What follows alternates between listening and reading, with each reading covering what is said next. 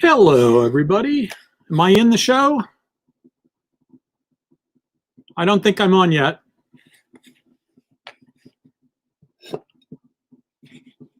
Hey, Stoggy, I think my camera is not on yet.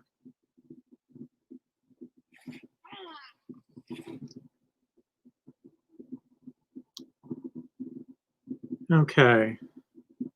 I'm not seeing me. I'm not sure if anybody can hear me. Let me know if you can hear me, folks. Oh, audio is good.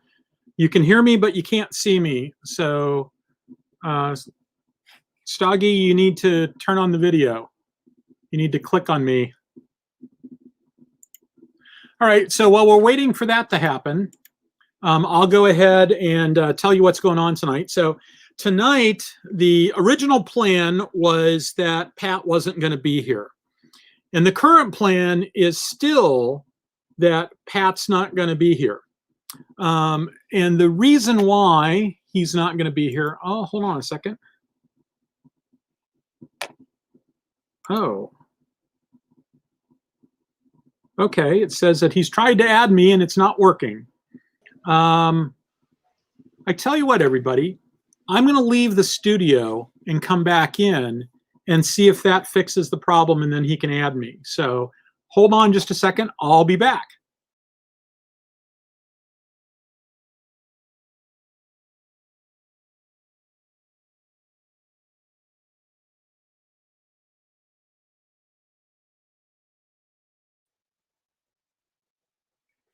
Okay. It says everyone can see and hear me. Can you guys all see me now?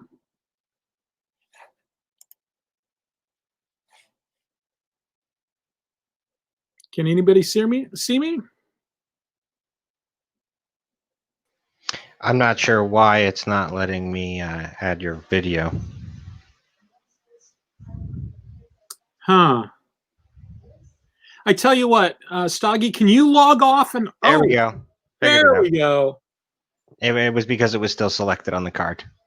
Okay, so if you want to deselect you, then it'll become all me. All right, okay, everybody. And if you can turn off the live with StreamYard stuff too, that's yeah, perfect. So hello, everybody. So back to where I was before. So the original plan was welcome to Starfleet Tactical, everybody. I'm Chris Weave, but if you're here, you probably already knew that. The original plan was that Pat wasn't going to be here tonight because Pat was going to be flying his airplane, which he does. Well, flying his company's airplane. But Pat actually isn't flying his airplane tonight. Pat is home because he was having some severe sinus issues. And if you've ever flown with severe sinus issues, you know that that's a problem. And it's even worse if you're the pilot. Because if you or me get severe sinus issues, there's a whole panoply of pharmaceuticals that we can use to treat it. But if you're a pilot, you're kind of limited in what you can do.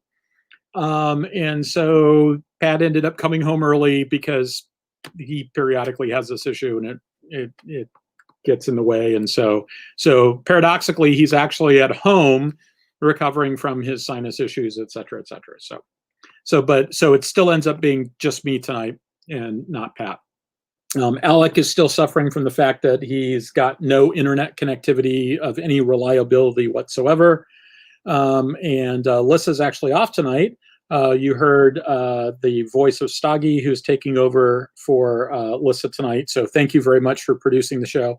And because it's sort of a one-person thing, I decided that my first thought was I'd go ahead and try to get all the stuff done for talking about some more naming and typing stuff in the Star Trek, various Star Trek universes. I kind of decided not to do that for a couple of reasons. One is that's kind of a big lift. It's going to take a little bit of research to do it, and I just haven't had the time this past week. The other thing is I really kind of want Pat around when I do that. I don't want to do that one solo. I want Pat to be available for that. At least I think that would be good if he were around because he's got his depth, the depth of his knowledge of Star Trek is pretty extensive, and so he's the right person to have around for that. So instead, I thought what I would do is give you a presentation that I'm actually going to do a version of this next week at the Armchair Dragoons Digital Convention. It's an online gaming convention. So if you look for ACDC game convention, you should find it online, or Armchair Dragoons, you'll find it. And so I'm going to revamp this between now and next week. I want to put the hood up and stuff, but I decided, it's a good talk to do in this venue. You've heard pieces of it, as various comments that I've made in the past, but it's a good talk to do in this venue. And in addition to that, I figured that doing the talk will mean that I'll do a better job of when I go to put the hood up, I'll have a fresh memory of what worked and what didn't, etc. So that being the case, I'm going to do a talk called Naval Metaphors in Science Fiction. And so I need to move slides around, or move windows around. In fact, that's very bright. Let me turn off my light because I'm getting a lot of light from the screen, so that's pretty good. Let me start Facebook, or not Facebook, PowerPoint. Let me share the screen. I'm selecting the screen to share. Now, if Stoggy could please share the screen to the world. There we go. Okay. So this is Naval Metaphors in Science Fiction. Okay. So who am I and why am I here?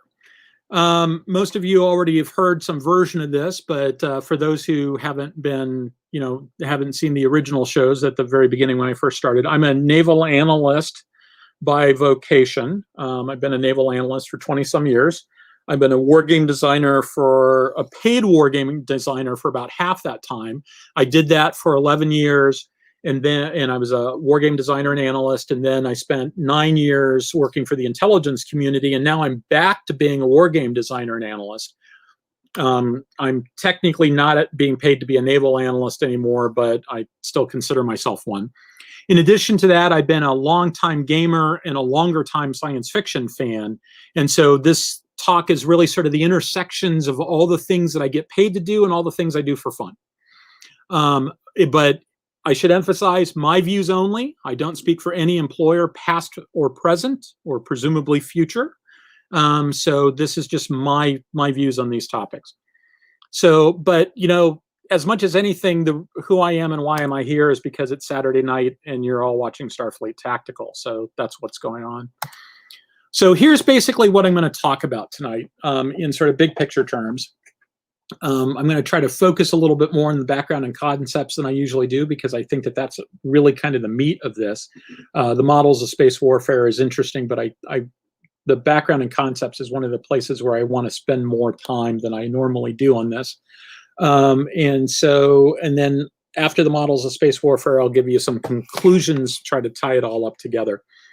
So first of all, the introduction about what this talk isn't and what this talk is, and I'll sort of tell you what my general conclusion is up front so that you can have that in the forefront of your mind as I'm going through this talk. So this talk isn't the opinion of anyone but me.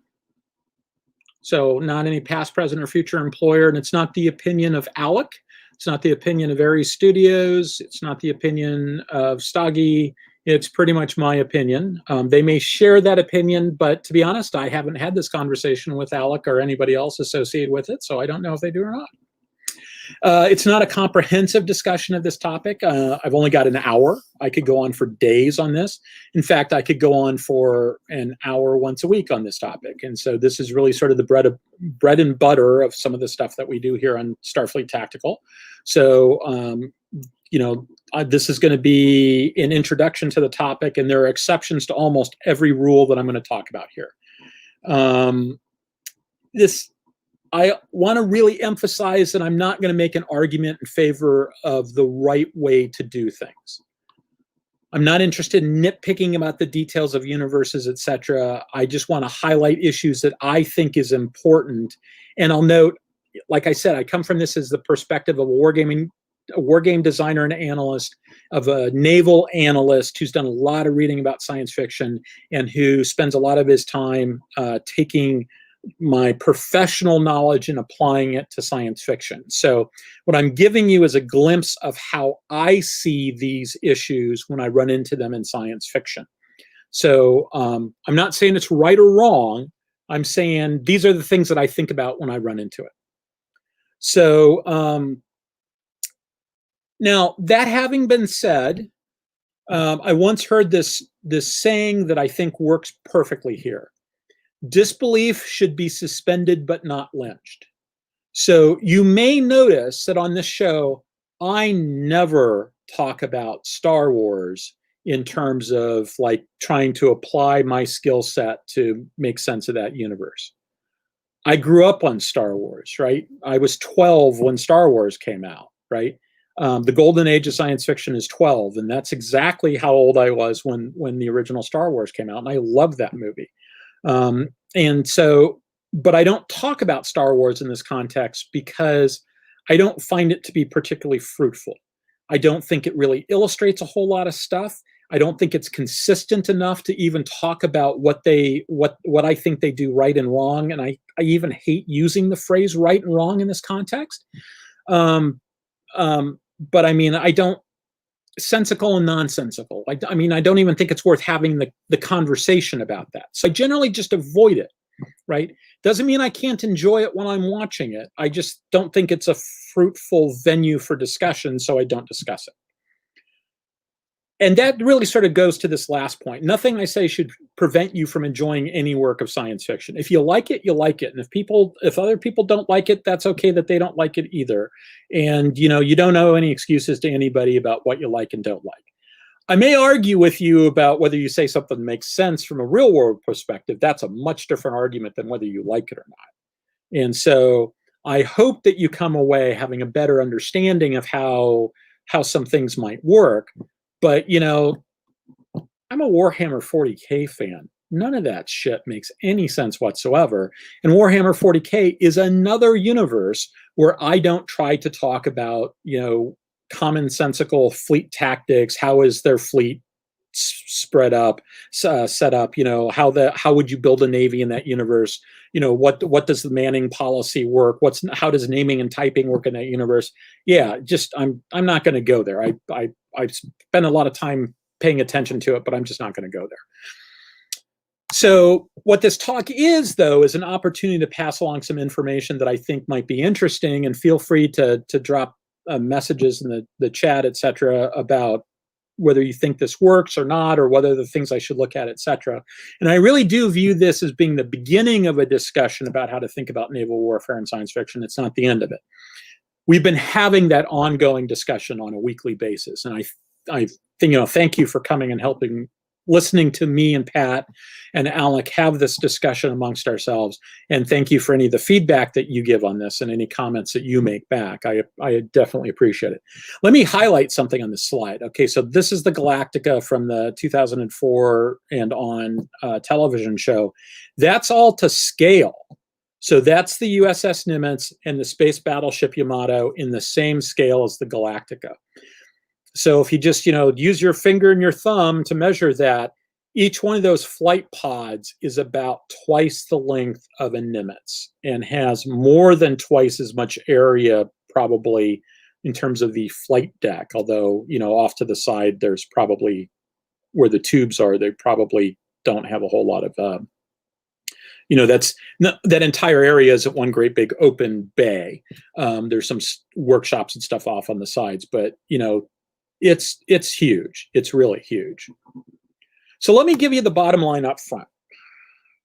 My bottom line up front is that real world ships and fleets are based on real world factors in the universe they inhabit, right? They operate on the oceans of planet Earth, and that defines how they are built, how they are operated, how they conduct combat, what works, what doesn't, etc. Science fiction ships, on the other hand, often are not really built on the universes that they inhabit.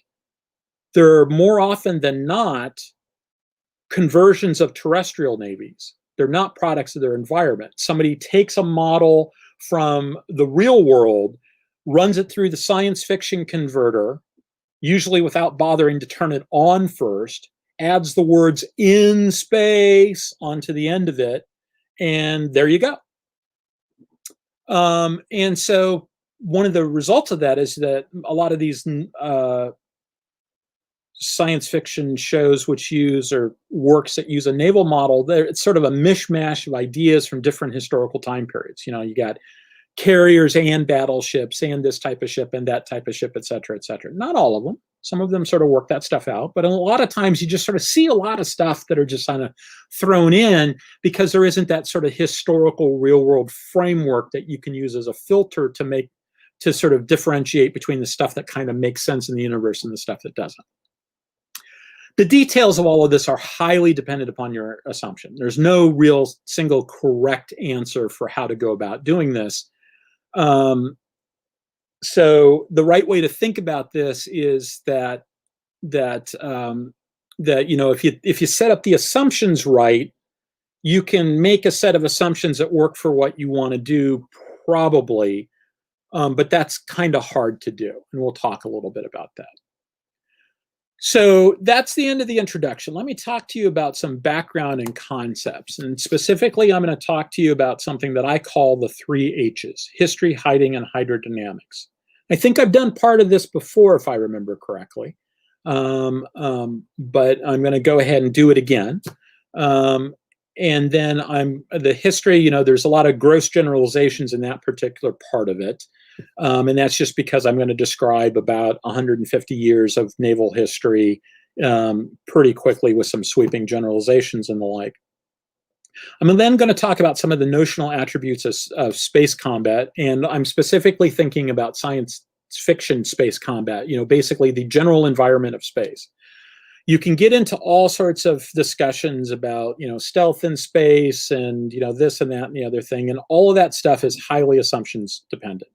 You will hear some people say the phrase, "there is no stealth in space." Take that phrase with a giant grain of salt, because under a certain set of assumptions, that is true. Under other equally reasonable assumptions, it is totally and completely false. It really depends upon your assumptions. And because if you're talking about fiction, the author, the creator, gets to make up some of those assumptions. And some of those, they may be more realistic assumptions, they may be less realistic assumptions, but those makes a difference. I'm going to talk about something called kill chains, which is basically the sequence of events that you go from, I think there might be a bad guy out there, to just watching the debris cloud explode. And then I might give the useful observation that I did give. That is something that I've talked about previously, but I'll probably go through it again, depending upon how much time I've got. So let's talk about history.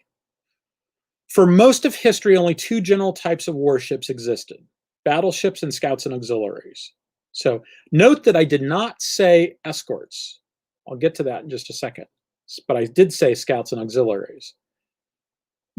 Naval warfare fundamentally changes, though, in the 20th century, at the very beginning of the 20th century. Arguably, you could say the end of the 19th century. First of all, you've got new platforms that have ship-killing weapons that now exist. You've got torpedo boats, you've got submarines, you've got airplanes, all of which, at least in theory, could drop torpedoes or aerial bombs, which in theory are ship-killing weapons. That, in turn, forces the creation of escorts. Now, what's the difference between a scout or an auxiliary and an escort? Scouts are just what they sound like. They go out and they look for the enemy. They don't necessarily fight the enemy. They go out and look for the enemy. Scouts perform the scouting function. You can have other ships perform the scouting function, but basically you'd have these auxiliaries designed to perform the scouting function. Auxiliaries might expand that idea to include things like mail ships and transports and things like that. And you still have auxiliaries to this day, but really, you have these scouts and auxiliaries and you had battleships. Now, what is a battleship? Really sort of is contextually dependent. And by that, I mean, if you've got frigates fighting frigates, they fight. Frigates will fight, in the age of sail, frigates would fight frigates. If you had ships of the line fighting ships of the line in the age of sail, the frigates generally aren't part of that. And that's because the weapons are so short-ranged and they're so outmatched that you actually make the battle line weaker by putting that ship in the battle line than you do by having it just stand off. So like in a big battle like Trafalgar, There are frigates there because they're functioning as scouts. And in the course of a battle, they relay signals because you've got lots of gun smoke. Makes it hard to see the flags from the admiral, which is the only way they had to communicate back then. So what you would do is put the frigates on the unengaged side so that they could relay messages, so that you weren't trying to look down a line of ships to see the admiral's flagship that's way over there. So you're trying to look around all the other ships in the way and the smoke they're generated. Instead, you look to the you turn and look to the side that doesn't have a whole lot of smoke, and there's frigates relaying signals up and down the line. So that's very useful. 20th century comes along, and now you've got these ship-killing weapons on torpedo boats and submarines and stuff like that. And so you have to kind of deal with that stuff. So you've now got these ships called escorts that are designed to function as part of the battle line. Well, maybe not the battle line itself, but they're part of the battle, right? So you got battleships that are forming a battle line, and you've got like destroyers that are out there trying to prevent torpedo craft from getting close to the battleships. Now, does that mean that the battleships can't defend themselves against torpedo craft? No, it actually doesn't, because they've got torpedo protection. They've got smaller guns designed to fire at those, quick firing guns designed to fire at those. They can defend themselves through maneuver. Torpedoes, especially in the early days, are very short range. They're very difficult to use. They're not a seeking weapon. They've got a low rate of fire. There's all sorts of issues with them. But what they can do is they can force the battle line to maneuver in order to defeat them. And so it's really all about making sure that the battle line, using its gun power, which is the most effective weapon that ships have at this time, that the battle line is able to optimize its formation, its course and speed, its tactics for firing at the enemy battle line and not having to deal with this other threat. So I use my escorts to do two things. I use escorts to make sure that my battle line is not bothered by those pesky torpedo boats. And I also use my escorts to go bother the other guy's with torpedoes, to go bother the other guy's battle line. So he has to sub-optimize his battle line and therefore decreasing his effective rate of fire. So there's a couple of interesting sources that talk about things like this. One of them is a guy named Harris Lanning. Harris Lanning went to the Naval War College in the 1920s, back in the early 20s. In the early 1930s, he comes back to the War College as a one-star admiral, and he's the president of the Naval War College. And he discovers that his senior thesis from his time at the War College is now required reading. At which point he says, I've done some more thinking about that. Let me rewrite that paper. And he does. Now, he wrote an autobiography called An Admiral's Yarn. That paper is the appendix to it. And if you do a search for Lanning, Laning, Admiral's Yarn, and PDF, if you do a search for those words, you will find a copy of that book, and you can download it and read this appendix where he talks about all this stuff. I found independent confirmation that admirals do think in those terms. Specifically, Admiral Jellicoe said something to the effect of, yeah, we're not really worried about the torpedo ships. We can defend them. We just don't want to be bothered, so that's why we have escorts. He said basically the same thing that Lanning said just 20 years earlier. So that's really kind of how they think about all that stuff.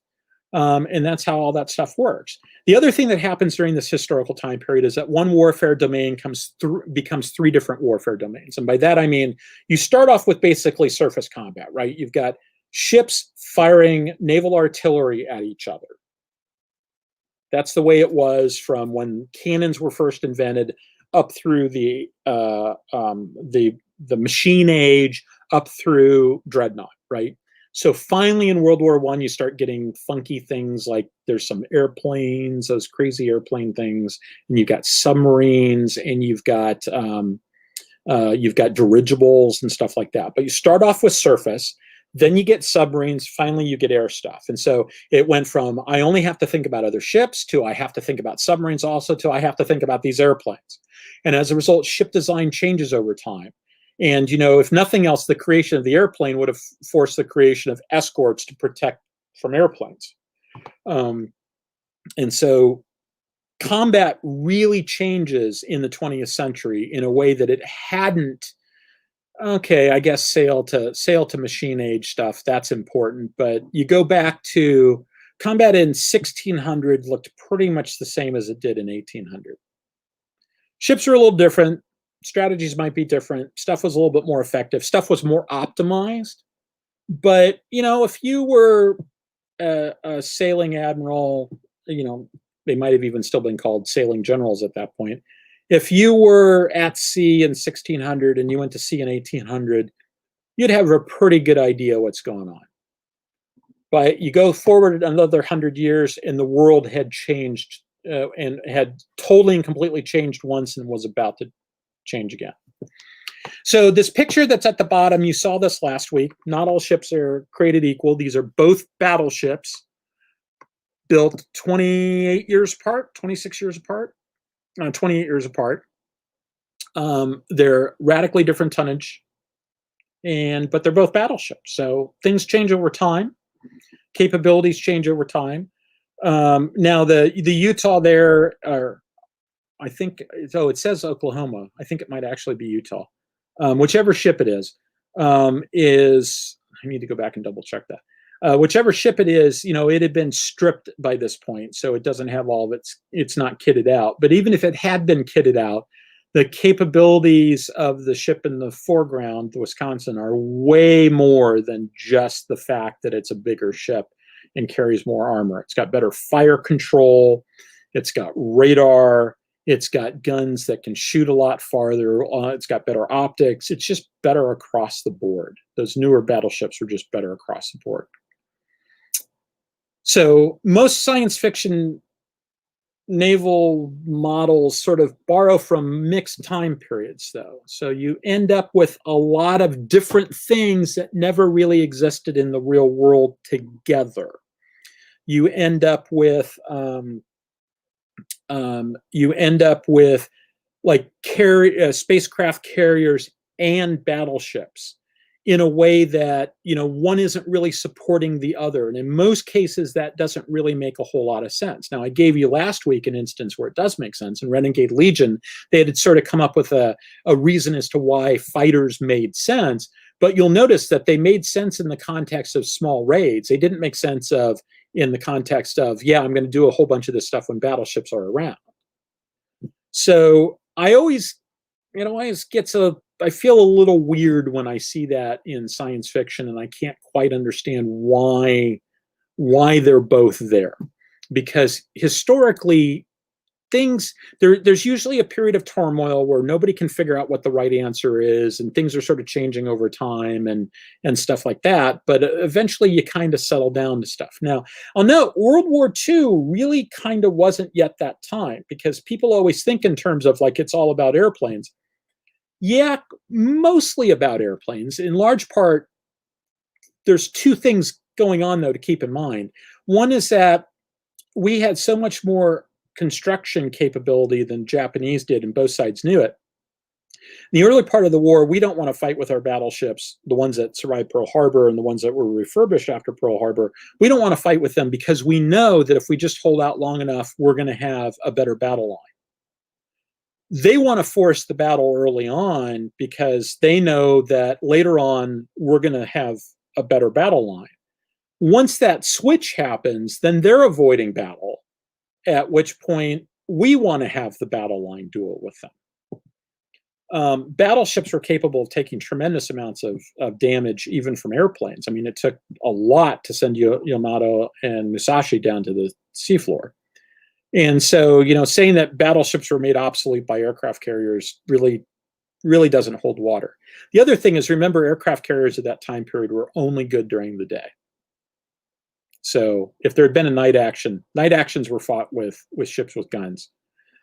And as Wayne Hughes in his book Fleet Tactics points out, the timing of that worked really well. in that that timing just happened to work out in a time period where radar was good enough to protect the aircraft carriers, which are basically giant floating gas tanks, and not good enough to just be fire hoses of death and shoot all the airplanes from the sky. So we didn't have radar directed guns. We didn't have proximity shells. So if the war had happened in 1935, it arguably looks a lot different. If the war happens in 1950, it arguably looks a lot different. It just happened that it happened during a time period where radar was good enough to protect aircraft carriers, but not so good as to make aircraft carriers obsolete. So nuclear weapons also changes the world later on, and you end up with some interesting dynamics later on with nuclear weapons, and that's a subject for another time. So let's talk about hiding a little bit. Ships can hide in 4 different ways. They hide behind the curve of the Earth, as illustrated below. They hide behind what I call the interface barrier, and that's the boundary between the sea and the sky. So submarines hide by being below that boundary. Submarines don't do a really good job at detecting airplanes. Airplanes don't do a really good job at detecting submarines unless you put a sensor in between, right? Surface ships are sort of uniquely able to do both. Submarines have periscopes that they stick up so they can see what the world looks like. Airplanes will drop sonobuoys down. They do have magnetic anomaly detectors, which can detect submerged submarines, but they're incredibly short range. They are what's known as a localization and targeting sensor, not a search sensor, and I'll talk about that a little bit when I get to kill chains. You can hide through the use of distance and space. Oceans are big. A lot of your sensors have very small apertures, so it's like looking through a soda straw, looking through a toilet paper tube. It's really if you've ever tried to use binoculars to find something, you understand how difficult that is. Well, most of the time when you're trying to use binoculars, if you're not really trained in how to do searching with binoculars, you look with your eyes until you see a speck, and then you put the binoculars up, right? That's because binoculars don't have a very big field of view, and it's really tough to do a search with them. Or you might use low observable features as a 4th way of hiding, right? You make your ship stealthy. Submarines are the original stealth platform. You can do it with surface ships and airplanes now. So if you look at those 4 different ways, 2 of them don't exist out in space. And the use of distance and space is really dependent upon your assumptions. So you can say, hey, I'll just hide behind an asteroid or whatever, but as a general rule, you need to be able to see around the thing you're hiding behind to make sure that you're keeping it between you and the other guy. And if there are 2 of him, now you're totally screwed. And so, yeah, realistically, hiding behind a planet, hiding behind an asteroid is a very, very assumptions-dependent specialty kind of act. It's not I'm just going to generally hide that way. Now, if you can get in a place where there's lots of satellites and stuff like that, and there's a high density of stuff, you might be able to pretend you're something else, but that's not really hiding behind the curve of the Earth. That's really using distance and space and low observable features to do it. The low observable part probably works pretty well in that regard, because stealth is really about changing the signal to noise ratio in your favor by decreasing the signal. If you're hiding amongst, one more time in English, amongst a bunch of decoys, you're increasing the noise. So geography and the environment is really important for modern navies in terms of how they operate. It's essential to how they operate. They are products of their environment. Spacecraft don't have these things to operate in. They should be products of their own environment. And I also say it's the nature of air and water. That's why aircraft carriers are the way they are. An aircraft carrier flight deck is a door between the sea and the sky. It's a way of taking advantage of the long endurance and large size, etc., of a ship, while also taking advantage of the high performance that flying through the air gives you. If you're out in space, you don't have these differences. And as a result, it's not clear to me that spacecraft carriers make sense in the same sort of way, because you don't need that flight deck. That's another talk. I've talked about parts of that. I'll probably redo that talk at some point and give it to you guys. All right, I need to drink. Be right back.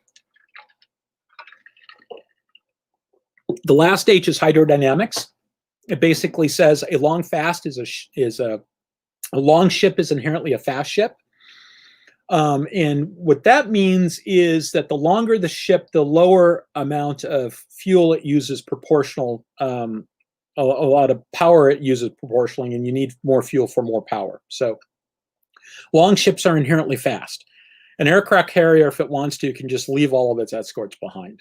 And part of that is that it's nuclear powered, but part of it is just it's got big engines and it's long and it gets those hydrodynamic effects. If you've ever watched NASCAR at like Michigan or one of the other super speedways, how do you pass? You pass by drafting, by getting in a long string of cars because they inherently have more power when they're doing that. There's less resistance. When you add all this stuff up, what it means is that ships inherently have a top speed, because you get to the point where you have to just like if you double the amount of boilers you have, you double the amount of power you're putting into the water, your speed increase is marginal. It's a curve, and at some point, it's just not worth the effort to try to make the ship go faster. World War II, a really fast ship went 30 knots. These days, a really fast ship goes about 30 knots. You know, sometimes you can go faster and you can do hydrofoils and you can do this and that, et cetera, and, you know, small waterplane hulls and, you know, getting it up off the water and planing a little bit. There's all these things that you can do that'll, you know, change the equation one way or another a little bit. But a destroyer back there, top speed for a destroyer was about 34 knots. Today, you know, 32, 33 knots, et cetera. And it's just because of this stuff. This is also why airplanes are faster than ships, because you've got so much less drag in the air. So because they're not going through water, you go through air, it works out better. You go through space, you don't have any drag. So what happens when you combine these? This is really why you ended up with this split between battleships and battlecruisers. In World War I, you just didn't have the engineering to produce the speed that you needed to have speed and armor and guns, so you really kind of optimized. And if you optimized by trading off armor for speed, you were a battle cruiser. If you went with the armor, you were a battleship. By the time you got to World War II, ships had gotten bigger, so you had more power available and you were more efficient. And you really sort of, as a result of that, you got to the point where you were really kind of as fast as you were going to get. And as a result of that, but you still had more capability available, more mass available. Remember those triangle graphs that I was showing you that Winchell Chung had done? So you're changing that fundamental equation. You're basically capping it off so that you don't need to spend any more on propulsion. And as a result, that becomes available for armor and guns. And as a result of that, battle cruisers kind of stopped making sense. There is a school of thought that says that the Iowa class are really battle cruisers. And that's based upon the idea that the U.S. Navy had this rule that said you had to have armor capable of defeating your own gun at a certain range. And the Iowa violates that rule. So there's some people that say, okay, in that case, it's not a battleship, it's a battle cruiser. Think about that rule for a second. You don't fight yourself, you fight somebody else. And it was just a rule of thumb. It was just a way of saying, am I in the right section of that triangle graph? Am I in the plate? You know, it's basically my doctrine says that I'm going to try to optimize in this way. And that was the rule of thumb you used to optimize. There's no, you know, governing body that says, you know, if you violate this, you're a battle cruiser, you're a battleship. And so they said, we're going to use them like battleships. They're battleships. It is important to remember, though, that what I'm basically when I'm talking about battle cruiser here, I'm talking about the British use of that term. The Germans sort of did it differently. We did it differently in our initial designs. We never ended up really building a battle cruiser because they turned them into aircraft carriers because of the naval treaties.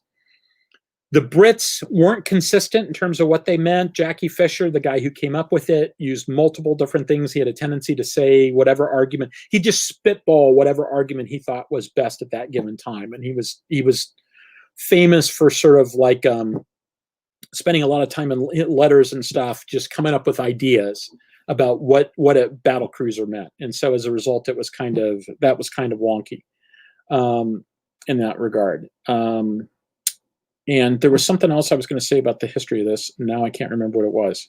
Give me just a second. Oh, yeah, Washington Naval Treaty. That's another thing to understand in terms of the history of this that I didn't talk about. And that is, in the early 1920s, you've got this thing called the Washington Naval Treaty that defined what type of ships that everybody could build. And so you ended up with ships that, like, cruisers were limited to 8-inch guns. And so you ended up with these 8-inch gun cruisers. And everybody built 8-inch gun cruisers. And people built things like pocket battleships. Well, what does that mean? It means it was a small hull to stay within the limits, and you ended up, but you put a bunch of bigger stuff on it. So you ended up with a lot of really weird ship designs that would never have been made if it hadn't been for the Washington Naval Treaty and the artificial constraints it put on, and the fact that there was a shipbuilding holiday for almost 20 years in terms of capital ships. And so when you add all this stuff up, the ship design and construction in that time period is really, really wonky. And you really can't understand what the navies of World War II look like, why they look that way, without understanding the Washington Naval Treaty.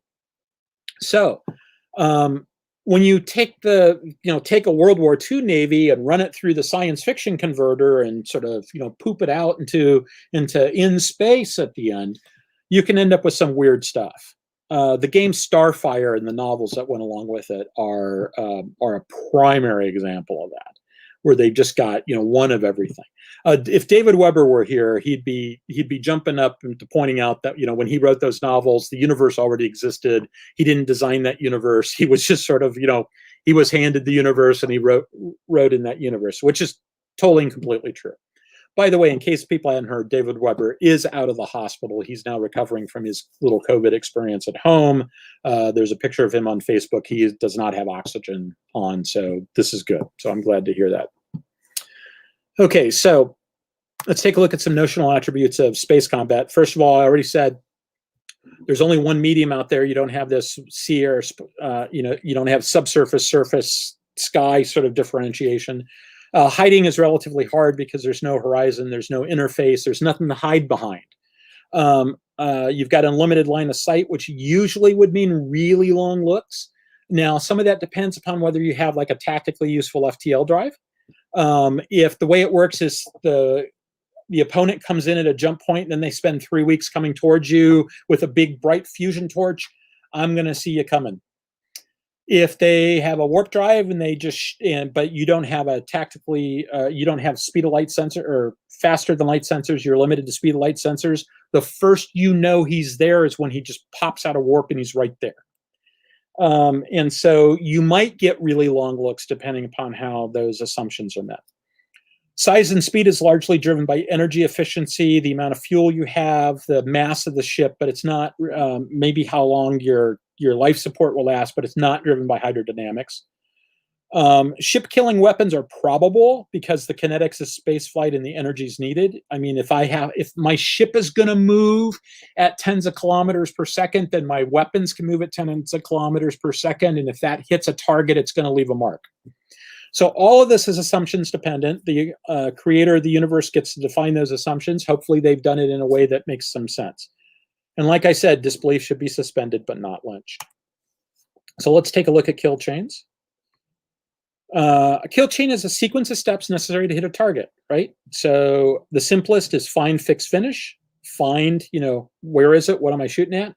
Fix, I need to figure out exactly where it is so I know where to put the weapon. Finish, fire the weapon, kill them. Detect, track, classify, target sort of works the same way.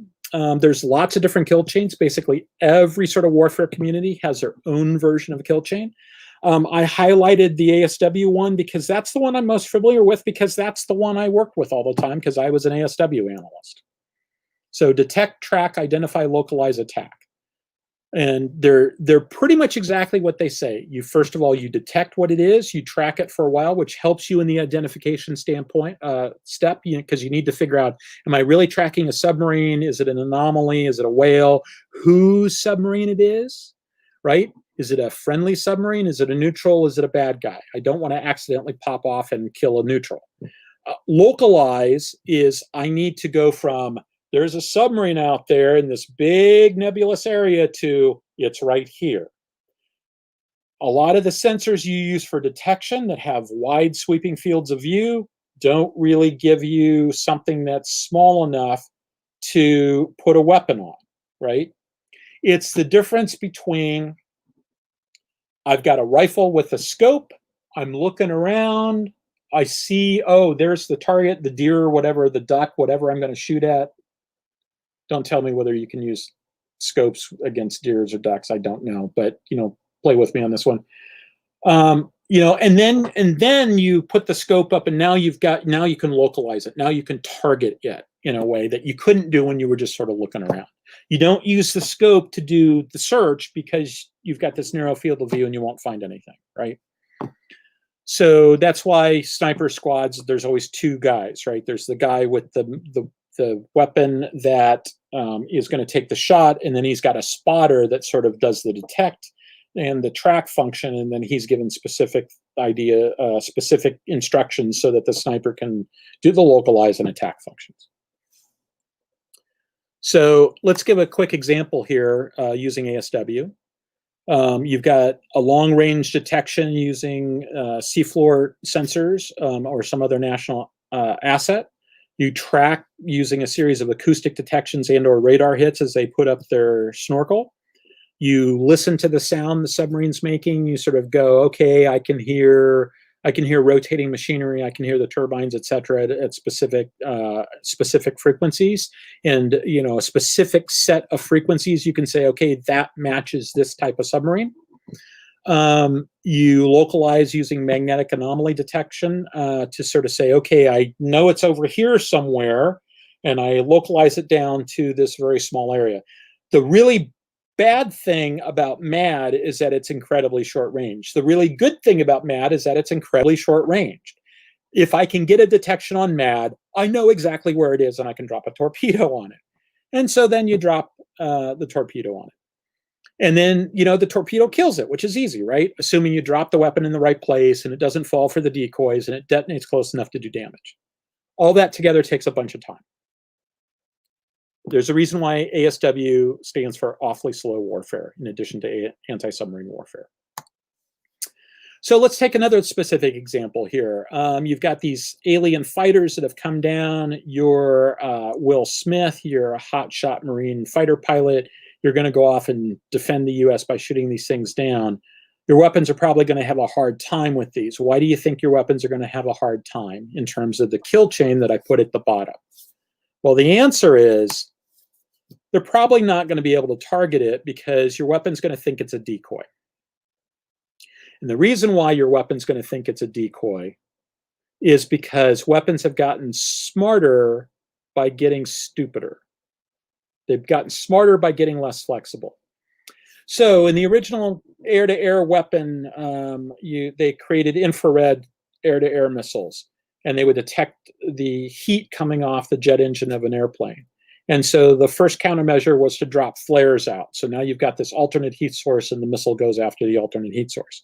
Then you end up with seekers that look for the specific temperature of a jet engine, a representative temperature, so that they change the temperature of the flares. They use different materials. Well, then they start looking for multiple spectral lines in there, multiple temperature lines, because not all the exhaust comes out at the same temperature, whereas flares have a tendency to sort of burn at one temperature, at which point now you've got flares that are trying to burn at multiple temperatures by having different materials in them. And when you keep adding all this stuff up, you end up with a missile that's really good at detecting a jet engine. You think these things have jet engines? These things don't have jet engines.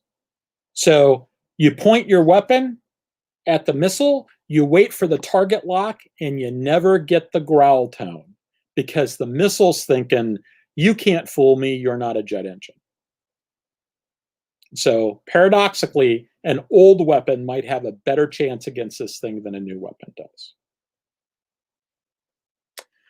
So here's a useful observation. I'm going to come back to this if I've got time, because I've already talked about it once before in an earlier episode. But I do want to come back if I got a little time, because it's part of the background stuff. But I am kind of running a little long today, so I'm going to go ahead and move on. So let's talk about some models of space warfare. So the first is the methodology. I'm just going to define some real-world models. I'm going to compare the models to examples from science fiction. And then I'm going to compare the models to each other in a notional space combat model.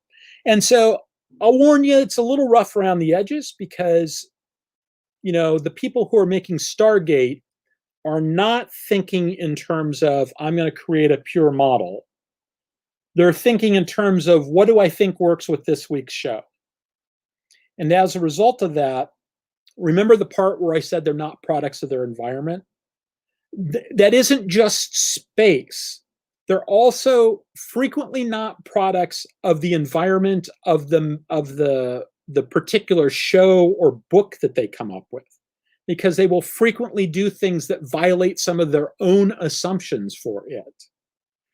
And so as a result of that, that makes it a little bit wonky when you're trying to sort of define the models and compare them, et cetera, et cetera. So I'll warn you, that's a problem that we have.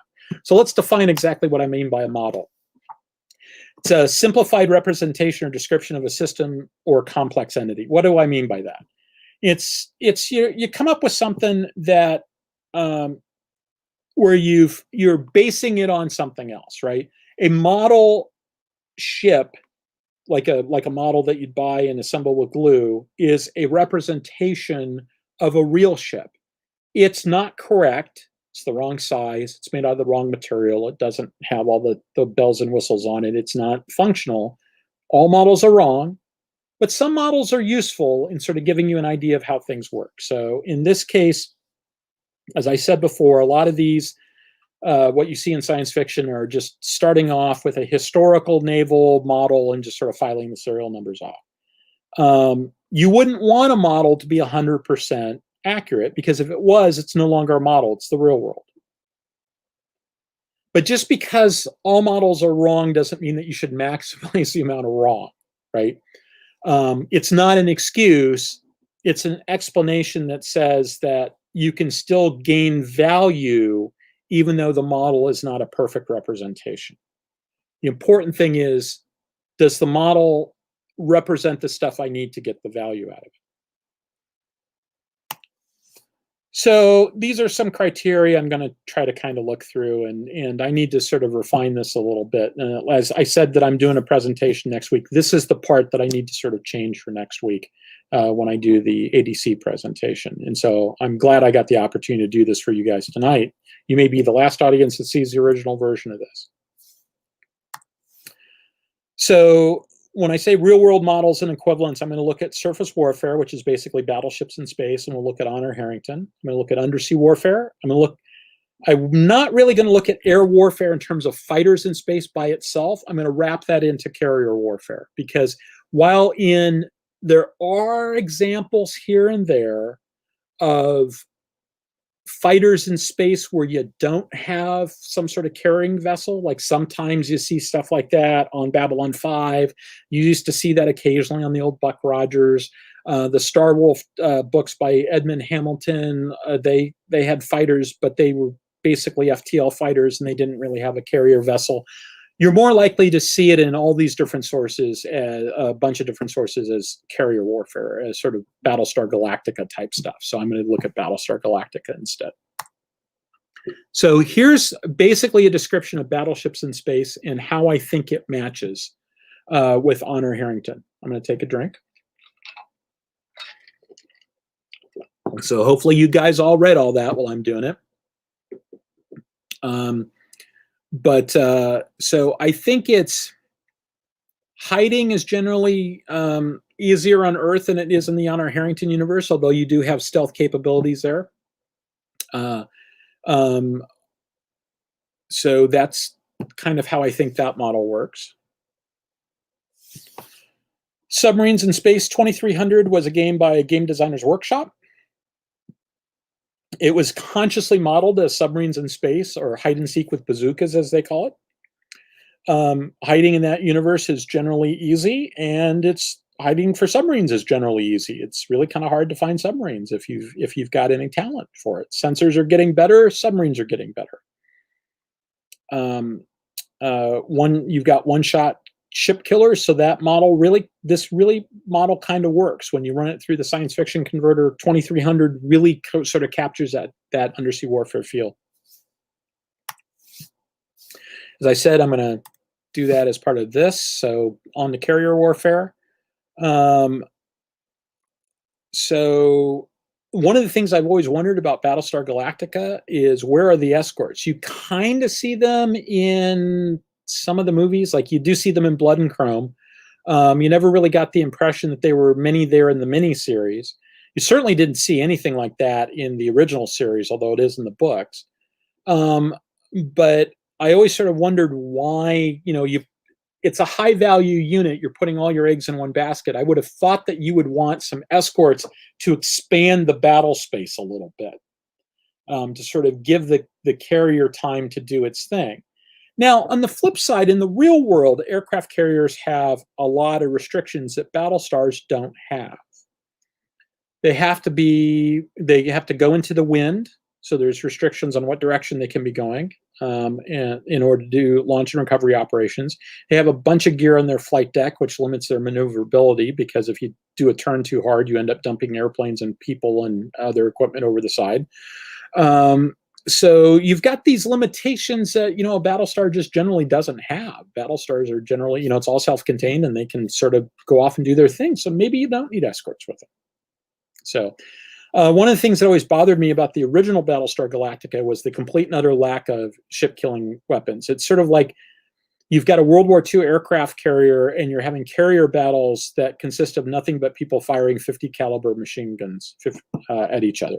It's just pew, pew, pew, pew, pew. There's nothing that looks like a torpedo or a dive bomber torpedo plane in the original Battlestar Galactica. In the remake, you've got nuclear weapons, and you've got some issues with, there's a limited number of nuclear weapons, so they're sort of husbanding them. When they need to use one, they use it, but they generally try to avoid using them because they just don't have very many. There are issues with that. I feel a lot better about the modern series than I do about the classic series. So now I'm going to try to compare all the models together and just put up a little chart that compares them. But there's some real dangers of some apples and oranges comparisons. They've all got different assumptions. The space combat model I've presented is really kind of vague. There's a lot of reasons, take it all with a big grain of salt. It's kind of rough around the edges.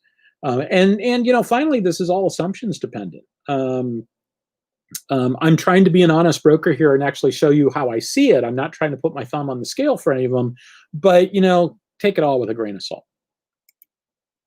So here's how I think it all sort of compares. When you sort of take all those different slides and put it out, here's how it all compares. One last thought on all this. Ships and submarines are not closed systems. Even submarines are not closed systems. They've got a sealed people tank to keep the water on the outside. But they both rely on their environment for breathing air. Surface ships, obviously, you open a window, you've got vents. Submarines will, nuclear-powered submarines will do electrolysis to break down the water into oxygen and hydrogen, or they'll use some other supplementary source of oxygen sometimes. But they use water for cooling. They use water for propulsion, right? The screws are turning in the water. So, these are not closed systems by any stretch of the imagination. And they get periodic resupply. And by periodic resupply for a surface ship, they're basically doing an underway replenishment every week or so. Every few days for if there's an aircraft carrier there, because airplanes are so thirsty, they go through so much fuel, and they always want to be topped off in case that there's some issue where they have to do a quick deployment someplace. So basically, every 3 or 4 days, they're doing an underway replenishment. It's constant. Submarines don't do that, but generally submarines go to sea for 3 months max, more or less. And that really taxes them. Well, the nuclear submarine, the limiting factor is the amount of fuel, not fuel, food they can put on board. That's really the limiting factor. So, okay, so let's take another look at the bluff, and then I'll talk about some implications of all this. First of all, this is what the bluff was. Remember, real-world ships are based on real-world factors, and science fiction ships are not. They're not really dependent products of their environment, but the assumptions are really important. So implications for fighters. I don't understand why fighters make sense in most space environments. And oftentimes in science fiction, there's a general lack of ship-killing fighter-borne weapons that makes that even worse. It's like, why go to the trouble of having these fighters? And I think that torpedo boats and torpedo boat carriers may be a better model. And this is a picture of a torpedo boat carrier, La Foudre, which was a light cruiser that was converted to a torpedo boat carrier. It carried, like, I think 8 of these, if I remember correctly. The problem you run into is that torpedo boats in a terrestrial environment are not particularly good in their particular environment because they're very susceptible to wave action. They're fairly short range. They might be reasonably fast, but they generally have a hard time with sea keeping and stuff like that. So any place that has real weather, torpedo boats are a problem. Space doesn't have weather like that. So torpedo boats and torpedo boat carriers make a lot more sense to me in a space environment than they do on a terrestrial environment. So aircraft carriers are fundamentally a mechanism for transitioning between the sea and the sky. I talked to you about that before. And so if fighters did make sense, I don't understand why you would put all of your eggs in the carrier basket if you didn't have to worry about that transition between the sea and the sky. Why wouldn't you spread your forces out? Now, you might want to do it this way for risk management, tactical flexibility, etc. You might want to spread them out that way. But you're not going to get plane handling economies of scale if you got one piece of gear designed to test engines and it's pretty big and it's expensive and you can't afford to put one on every ship. Maybe you don't. Maybe you want to centralize that stuff. There might be some management issues as to why you want to centralize stuff because, you put all the things in one place and the pilots can talk to each other and you can have centralized planning, etc.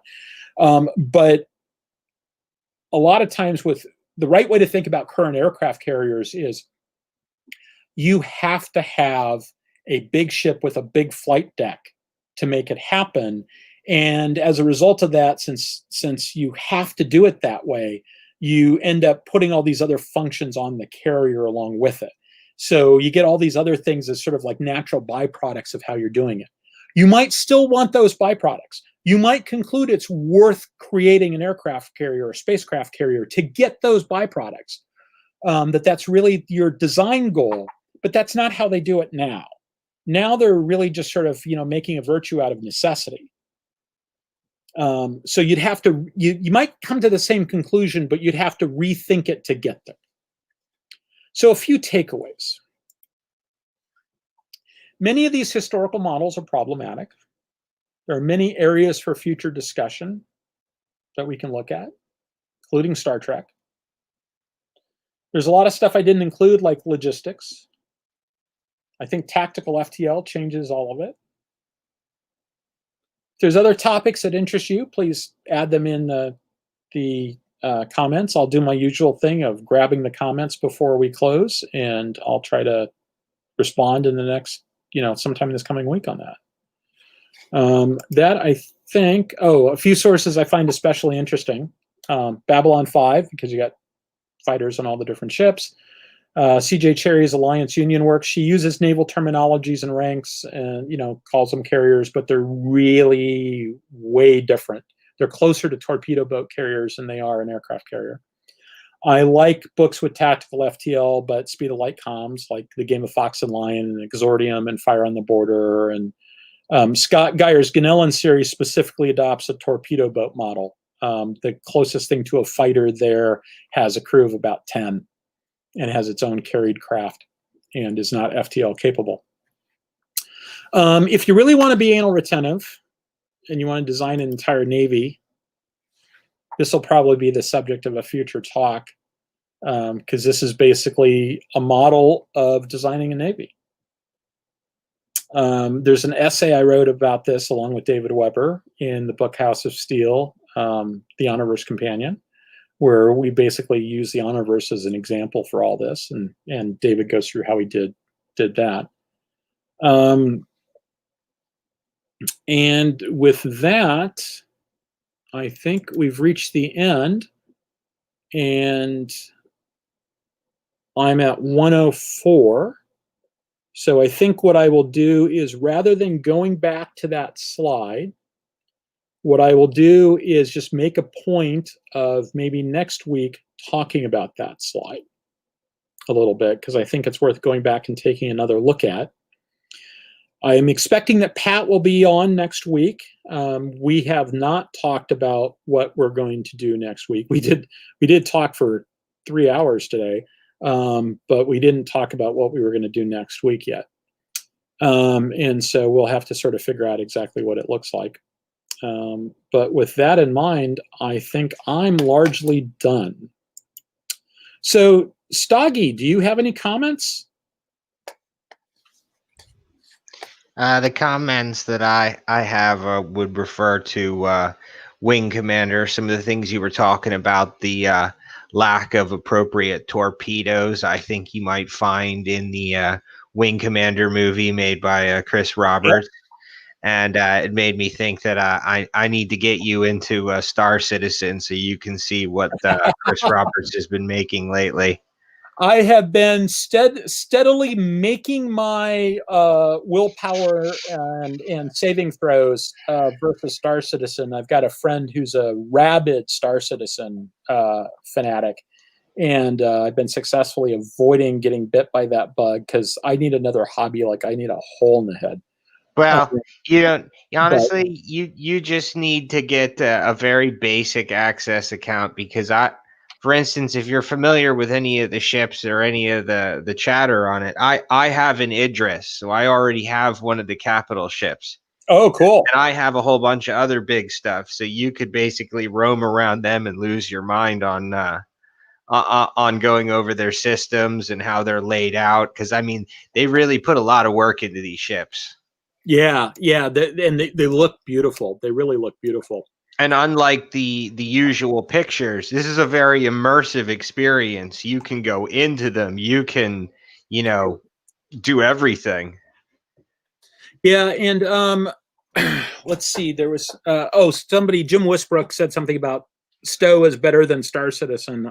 That's another thing I've been thinking about getting into, but they got rid of their Mac client a long time ago. And I now have a Windows box that I theoretically could do, but like I said, I need another hobby. Like, I need a hole in the head. I actually consider the Wing Commander movie to be a guilty pleasure. There's a lot in that movie that's really, really wrong. The entire idea, I just cringed when the entire bit about the right way to deal with the Kilrathi is to go vertical, because they're not very good on the vertical in space. It's like, what? Some things were indeed silly, yes. Yeah. Now, that having been said, I said it's a guilty pleasure. I go back and I watch that movie about once a year, because while, the bulldozer pushing it off the side is dumb, and, what's his name doing the bit with the ring when he could have just said, the future of the human race is at stake. Why don't I just tell him to look up the fact that that I'm a secret agent and I've got the commission, right? Yeah. They did all this stuff where he's mucking around in a situation that the last thing in the world they need in a very time critical situation is for there to be any ambiguity. If there had been less fooling around and a whole lot more Starship Troopers to the point about some things, I think it would have been a much better movie. If he tried again, honestly, and made something a little, because, well, if you think about it, the theme of it was along the hunt for Red October, because their carrier was dipping and diving through the universe trying to get to remote jump points so that wouldn't intercede with an entire battle group. Now I love all my problems with that movie are tactical. The sets are fine. My problems are tactical. They're all things. I mean, there's some stilted dialogue. It's like the admiral is watching the ships come out and be immediately destroyed, at which point his chief of staff comes up and says, "Admiral, the ships are coming out and are being immediately destroyed." It's like, well, thanks for the bulletin there, right? There's bad dialogue here. There's this, that. There's the sonar pings and all the rest of it. Yeah, the guy in charge of the flight deck wouldn't redundantly tell the command of the ship what he's seeing with his own eyes because he's standing right there. Yeah, but they would just act on the situation. That having been said, the big picture story is, I think, really good. Okay, the Kilrathi come in. By the way, everybody, there's going to be spoilers for the 20-year-old movie. The Kilrathi come in and they steal the Navcom AI.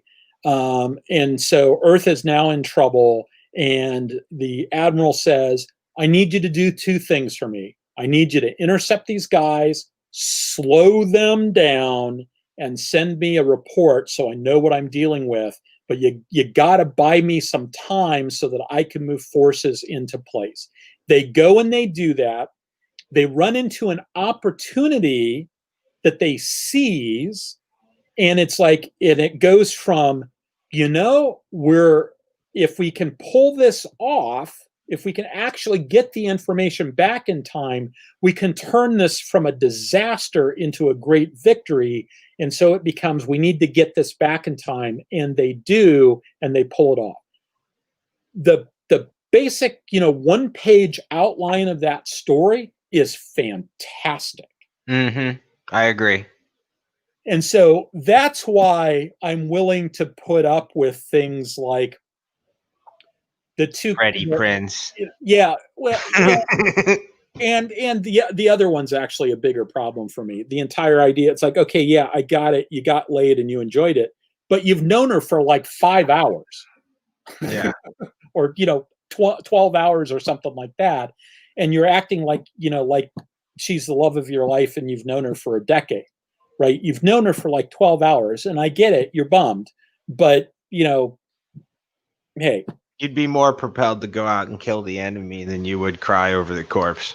Yeah, but it's not the first movie that sort of ignores the time scale inherent in the movie. You run into that problem actually anytime you've got a movie that takes place over a relatively short period of time. How do you do character development when the entire movie fits into 12 hours? Right. Actually, I think in the case of Wing Commander, it was like 40 hours maybe? Yeah, I was thinking a couple days tops. Yeah, because it was basically, they did that time distance calculation, and it's like the bad guys get there in 35 hours and we get there in 40 hours, and in 5 hours you could slag the Earth. It was something like that. I forget the exact times, but I mean, it's, how does a character grow over the course of 2 days?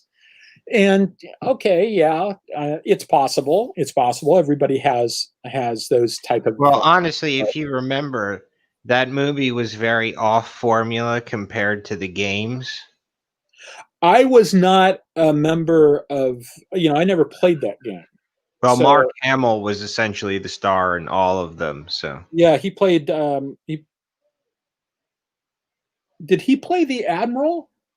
No, he plays like the lead. He played Freddie Prinze's character, right? Yeah, the character that you play a lot of the time. Yeah. Okay. And I'm trying to remember who played the Admiral. Oh, the Admiral was the last game that I played when I was a kid. Yeah, Malcolm McDowell on the PlayStation 1. A little bit of 4-disc game. Great game. Full-on movie built into the game. Yeah, right? As you played through all the different scenarios. But yeah, that was Malcolm McDowell. I have to admit that I've got this thing for computer game cutscenes.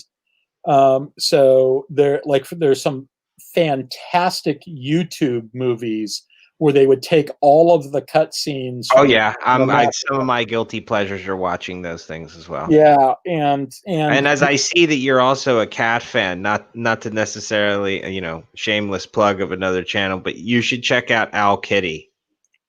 I don't even know about that. As it sounds like it's spelled OWL Kitty.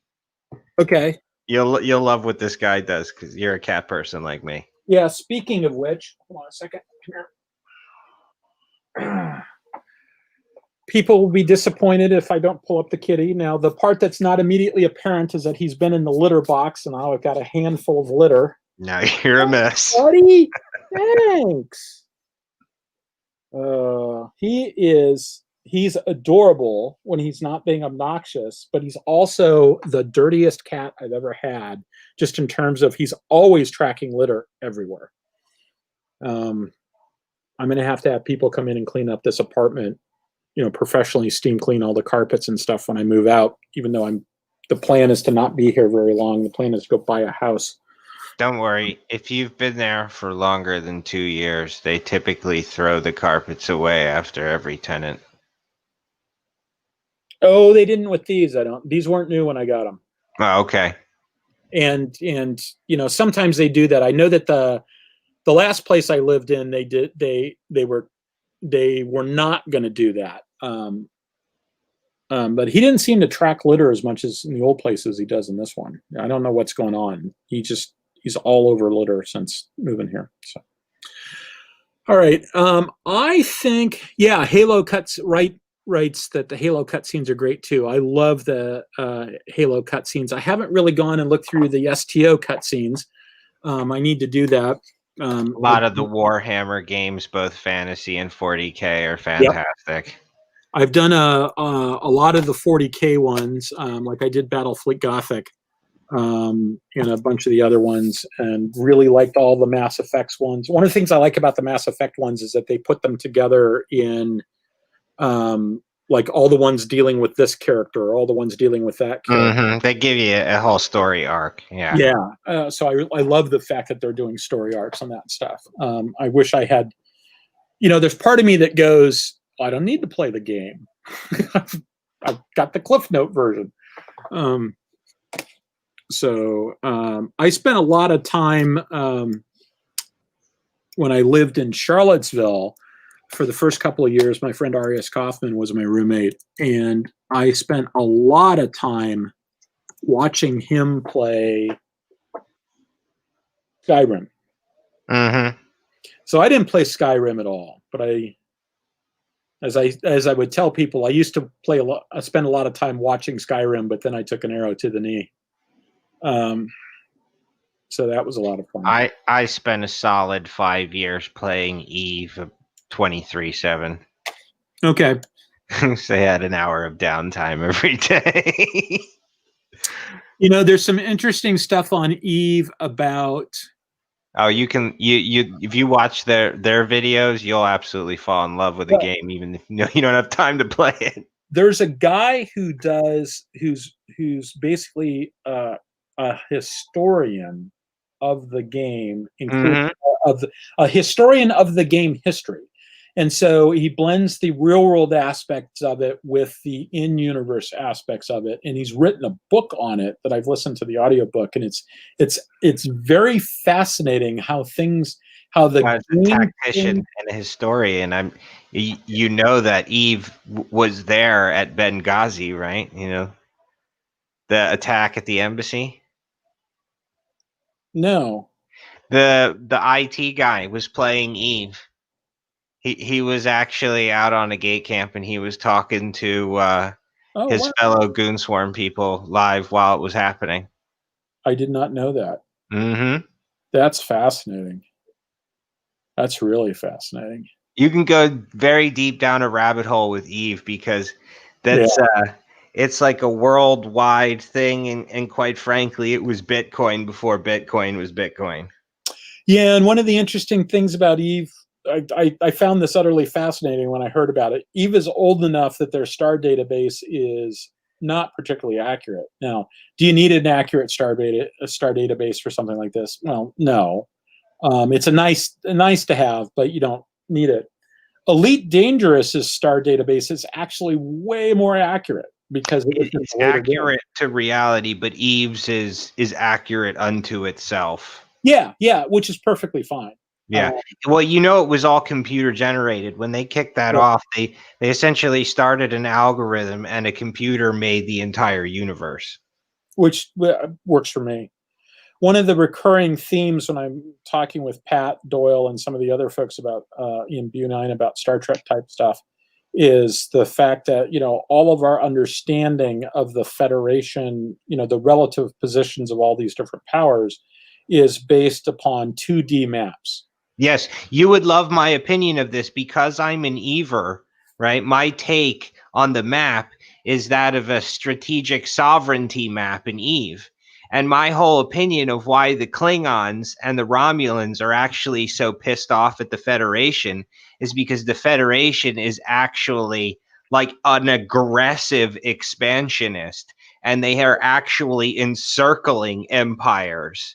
And that's why the Romulans are so willing to get into a fight to have an exit. That's why the Klingons are so willing to get into a fight. But at some point, it's no longer advantageous because they're so deeply surrounded by Federation outposts and future neutral colonies that will be the Federation someday. You might as well just surrender and be their ally. You'll have a stronger position. Use them as your wall instead of your, adversary. I'm not convinced that they're as surrounded that they're as surrounded in 3D as they are in 2D. Because you don't have a good view for how vertical what the vertical separation looks like, and yes, because it's a 360-degree spherical universe. Yeah, ever expanding outward from whatever point you're calling X that you're in. I'm in a Star Trek Adventures game that's currently in the process of booting up, and I said something. I started to say, well, when you look at the map, to which the response is everybody said, yeah, we got it, shut up. Pat's one of the players, and it's like, yeah, just shut up. We're not going to go there. So, Star Trek Online map, the map is rough. Honestly, feel like if they did a lot of work on the map and kind of the whole experience and how you're navigating from point A to point B, it would be a totally different story in that game. I think one of the things that enthralls people so much in Eve is that you can autopilot through various different spaces, and everything you're doing is really happening in real time. You can interact and affect change everywhere. Where in most games, it just feels like you're riding rails. Yeah, that's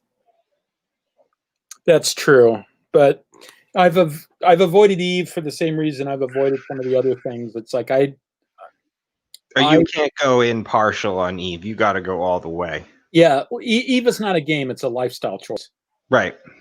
And a person with your mind and thinking, you wouldn't go in like a partial. You would have to go in all the way. You would be organizing attacks, Yeah, and I don't have time for that. In fact, when I was in high school, I made my saving throw against role-playing games when I was in high school because I did high school debate. Mm-hmm. And I just didn't have I knew I didn't have the cycles to do both. And I also knew that if I started doing role-playing games, it would consume my life. And debate is one of those things that consumes your life. And so I knew that I could only have one mistress. I ended up choosing debate. And I played role-playing games. I really enjoyed it the few times I played, and I walked away. And so I've done it a couple of times over the years, but I mean, literally the number of role-playing sessions I can count on two hands.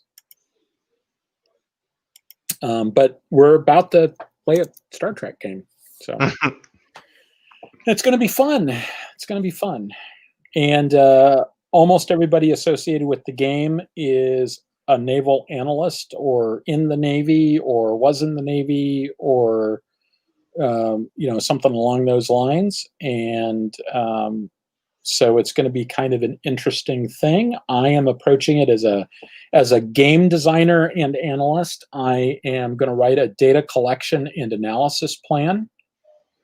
Where basically we're setting up our comms in such a way using Discord that I can actually pull data off of it afterwards and put together a timeline of exactly what happened. Interesting. Yeah, and so one of the things I need to do is I need to go and create a private channel for everybody to the GM, because we won't be able to just use the Discord messaging for that, because I need to be able, when the game is over, to go in and give myself access to all that. Well, I'm the administrator, so I'm going to have access. I just need to not use it, right? Which I won't. It takes all the fun away if you cheat on things like that. Or maybe the thing is, I need to give the games master, I may need to give him more authority than I give me, and just make sure that I'm always logged on as have two logons basically, so that I don't accidentally stumble into something. But you can always just send a private message to somebody, but I need to be able to flip all those switches on so I can see it at the end, so that I can see what private discussions were going on at any given time. Mm-hmm. And it just occurred to me there might be other private discussions that I need to set. Shit. Yeah, it could get messy. It can get messy, and I'm using it as a forcing function to learn Discord also. So I'm not illiterate on Discord, but I don't. Well, the good thing about Discord is it's pretty user friendly. You can be pretty illiterate on it, so long as you get somebody who's confident with it and competent with it to come on and set you up for your first startup, and then they just take off, and then you're good. I watched a bunch of videos and actually did the server setup myself. And I'm actually kind of proud of myself that I've been going to science fiction conventions during this time of COVID, where there's Discord is being used, and they've all used this one particular trick, which is you come in and you've got like one or two options, and it says read me first, and it gives you the I promise not to be an asshole set of conditions. And when you click a button at the end saying yes, I promise not to be an asshole, I always assume everybody's going to be an asshole, and I kind of set the code from the door that if you're an asshole, you're just going to get kicked out. Well, yeah, and that's one of the things it says, is that we'll kick you out if you're an asshole. But when you hit the button, it then populates all the different channels on the left-hand side. And I figured out how they did that, and was talking with people and said, okay, my assumption is this is how they do it, like this, blah, blah, blah, blah. And the answer is, yep, that's exactly how they do it. So I've got enough understanding of Discord that I can now put two and two together and figure out how other people are doing stuff, which I usually create role groups and manually assign to people as they join. Yeah, and what they do to make all that stuff work is when people join, they come in with a role of schlub, and then once you hit the button, and schlub can't see anything, and then you hit the button and they go from schlub to non-schlub, and non-schlub can see it all. So it's a in the gaming realm, it's easy, especially if you have a big community, but you have lots of games, and just because somebody's playing one game doesn't mean they should be having access to the other games' comms. So you give them only the role permission for, say, World of Warships instead of Eve. Yeah, I'm doing like one-off Discord servers for. Basically, I'm going to be running a wargame conference, a professional wargaming conference, in the April timeframe. So what you're really saying is you want to have a virtual conference, and you trying to use Discord to be your platform. It's going to be part of it. StreamYard's going to be the other part of it. So StreamYard and Discord are going to be two of the components. Another component is probably going to be Canopus to do the scheduling features for it. I'm not positive about that yet. That might be a little bit of overkill since the scheduling should be pretty easy. But Canopus is a good tool for that. And then for gaming events, because like there's usually a demo night associated with this is sort of a spin-off of another conference I've been going to for 20 years. And so there's generally there's a gaming night where they do demos and people get together and play games. And I'm going to let people basically just self-synchronize and set up stuff for themselves, but tell me about it. And I'll put it on the schedule. For that stuff, it's like you're on your own to figure out how that works. And if you want to choose Tabletop Simulator, that's great. If you want to do Vassal, that's great. If you want to just suspend a camera over a game board or over a miniatures table, that's great too. Or do it with a Zoom and a whiteboard feature or something like that. Sounds pretty complicated, actually. So what would be the overall outcome other than you collecting data? This is the Wargaming Conference. This isn't the role-playing game. Okay, so what would be what's the overall purpose? You trying to put this on YouTube? You trying to just have this be a one-off and then it disappears into the ether? Or what are you trying to do? It's going to end up on YouTube. Okay, and it's a spin-off of something called the Connections Conference, which started in '94, I think. By a guy named Matt Caffrey, and it's been run every year since then. And we did 2020 online, and I decided that I want to do a sort of a virtual version of it. They want to go back to doing that one in person, but I want to do a virtual one online. So that's the plan. Let's do a virtual one online, but that's actually going to be one of the things I want to spend some time tomorrow, because I'm running out of time to start the ball rolling on it, and I need to sit down and sort of I need to recruit my team, and part of recruiting the team is to have the sort of one-page description of what it is I'm trying to do. And so that's my list of things on my list of things to do tomorrow. So in any event, we're way beyond. Yeah. Well, they're still hanging in there with us, so it's okay. They always do. So, but I will let you go, because you are right. It is getting late, and I am on the East Coast. Yeah, I'm in Ohio, so I'm on East Coast time. And one of the things is I always get to sleep late, because I always end up – my caffeine consumption usually doesn't stop until about 9 o'clock on Saturday nights, because I need to not just be awake. I need to be sort of like amped and alert. Amped is a good word for it. And so the end result of that is I'm almost guaranteed to be up. I'm definitely guaranteed to be up until 1. I'm almost guaranteed to be up until 2. Yeah, that's about when I crash. Yeah, which is normally I've been sleeping in during the time of COVID and working at home. And by sleeping in, I mean I usually sleep in until 6. On the weekend, 6 a.m. or p.m.? No, 6 a.m. I am living proof that you can go from being a night person to a day person if you know how to do it. So I became a day person. I became a morning person. And the secret to that is a device called a dawn simulator, which is basically an alarm clock into which you plug a lamp and it rheostats the light level up. And eyelids are permeable to like daylight. And so as the light in the room comes up, you're still asleep, but the light's coming through your eyelids and it's hitting your optic nerve, which is just an extension of your brain. And as a result of that, your body starts flipping all the switches. So it's sort of the neurological equivalent of putting a pot of coffee on, and it just sort of starts the system going.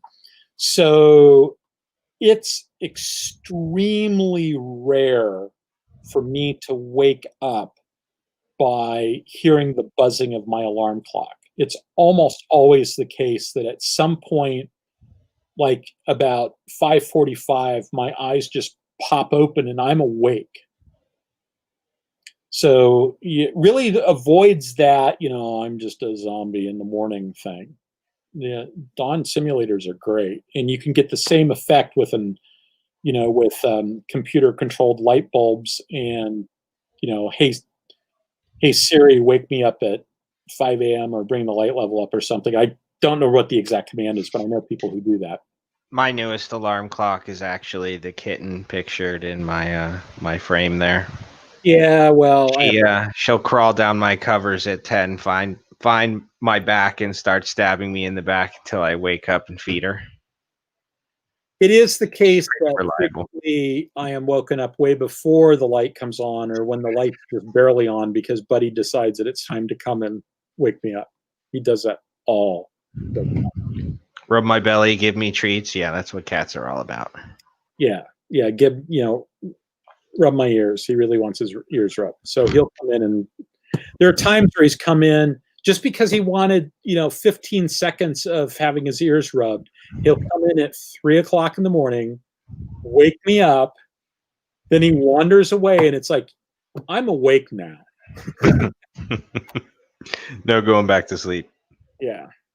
So, all right. I think it's time to call it. All right, my friend. It was good talking to you. Good talking to you. Good seeing everybody out there. Like I said, I'll go through the comments, and because I was talking, I wasn't spending a whole lot of time reading comments in real time. And so if you go back in a couple of days, you'll see my comments in the Aries Studio channel. And with that being the case, I'll see you all next week. So it should be Pat and I. Have a good one.